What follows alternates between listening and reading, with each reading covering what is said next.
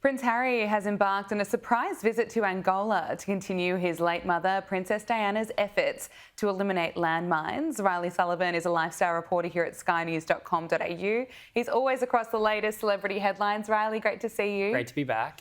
Let's talk about Prince Harry's visit. He's just returned from the African nation of Angola to continue his mother's work eliminating landmines. What was on the itinerary during the trip? Right, well, this was quite a surprise visit from Harry. As you said, he visited Angola earlier this week. He met with the president of Angola, and it was in relation to landmines. Of course, that was really one of the main legacies, I think, of his mother, Princess Diana. She massively increased the profile of that issue when she went to Angola in 1997.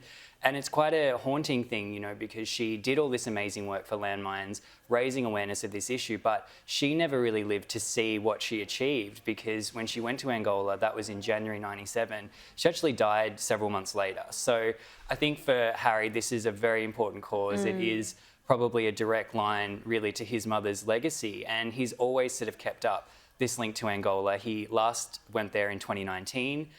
As we can see in some footage, he recreated those iconic scenes of Diana walking through the minefield, and this is really a cause that has sort of maintained a place in his duties since leaving the royal family. I think it was a really wonderful visit and really a sign that, you know, when he's there, when he's really focusing on the issues and really important philanthropic causes, he is still effective.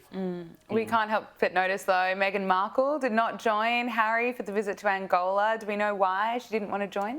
Yeah, there was an insider that said that Meghan chose not to go because of personal safety concerns. This is the same sort of reason that has been given in the past for why she refuses to return to the UK.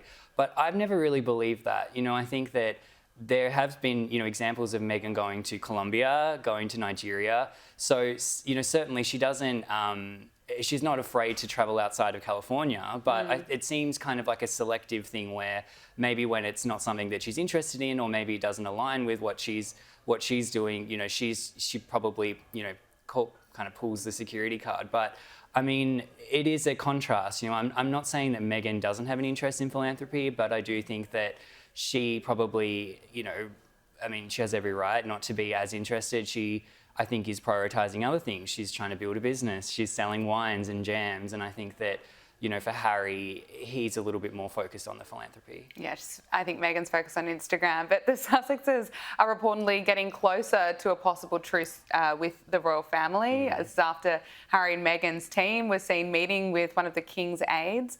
What's the latest possible reconciliation? Could we see Prince William even being involved?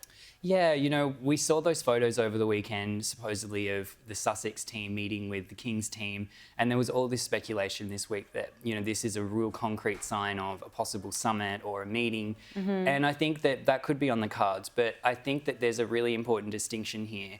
I think any kind of reconciliation between Charles and Harry, I don't think that's really a reconciliation with the monarchy. I think it's just a father and son thing. I don't think William would be involved. I think William has well and truly put Harry in the freezer, and he's moved on. You know, he's focusing on plans for his reign, and I don't really see any real movement there. But I could see Harry definitely reconciling with King Charles, because, you know, at the end of the day, the monarch has cancer. The king is, you know, hopefully in good health and will remain in good health for years to come. But of course, that would be a consideration. You know, anyone who's had a kind of rift with a family member, you know, you want to bury that hatchet in their lifetime. I think it would be a tragedy if Harry was never able to reconcile with the king in his lifetime. But I think it's more a personal thing. I don't think that this would be a sign of them, you know, coming back to royal duties or a big reconciliation. I think it would just be father and son sitting down. Okay. I want to talk to you about a moment that occurred at Wimbledon. Matthew McConaughey is being praised after making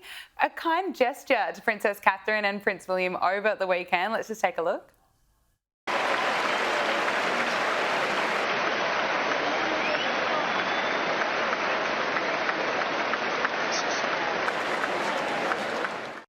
That went down well. I mean, what a Southern gentleman. Who doesn't love Matthew McConaughey? I think, you know, what a class act. You can see he's sitting there in the royal box, and some of the other sort of celebrities and guests, they don't stand for the Prince and Princess of Wales, but trust our Matthew McConaughey. classy, or keeping it classy and very respectful. And I love that. And he's kind of a funny, interesting kind of celebrity because he's almost like a royal kind of figure. He's so universal. If you think about it, he's not political. Matthew McConaughey's never got into politics, much like the royal family. And I think that that's why he does have this sort of aura about him. But what's not to like? Yeah, no, it was a brilliant move by Matthew McConaughey. As you say, class act indeed. To some other news that's happening around the world, a large fire has destroyed the main stage at the Tomorrowland Festival in Belgium just days before the festival was set to kick off. I mean, some of the vision is unbelievable. What's this latest on the fire, and will the festival go ahead? Right. Well, this is quite a shock. You know, as you said, it's just days out from the festival kicking off on Friday, and the main stage has been destroyed by a fire. Antwerp police have begun a preliminary investigation into the cause of the fire. Reportedly, there is no signs of foul play. I think it was honestly an accident, but certainly, you know, quite a chaos. You know, there's tens of thousands of people kind of descending on the site. People camp. It's a sort of 2 weekends of festivities, and this would be an absolute disaster for the organisers. You know, they've got David Guetta and all of these sort of A-list DJs and dance artists coming in. So I think they're going to rally. From all reports, it's still going to go ahead. But yeah, definitely wouldn't like to be there this weekend. No, I can't believe this. The vision from that festival.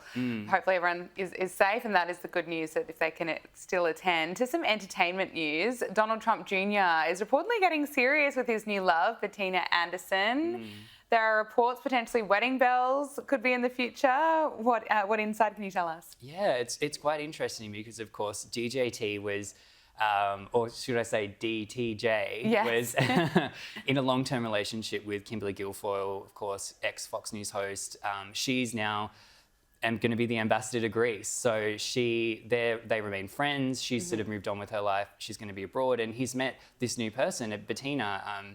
Reportedly, she is from a very prominent family in Palm Beach, which makes sense, of course, Mar-a-Lago being in Palm Beach and being in that kind of scene. She's a philanthropist, a model, a bit of a sort of socialite in Florida, and I think that they're a great partnership. You know, I think she's quite low-key. She seems to be pretty happy to sort of come into his world, and you know, being in that vortex of the Trumps and Mar-a-Lago would be pretty intoxicating.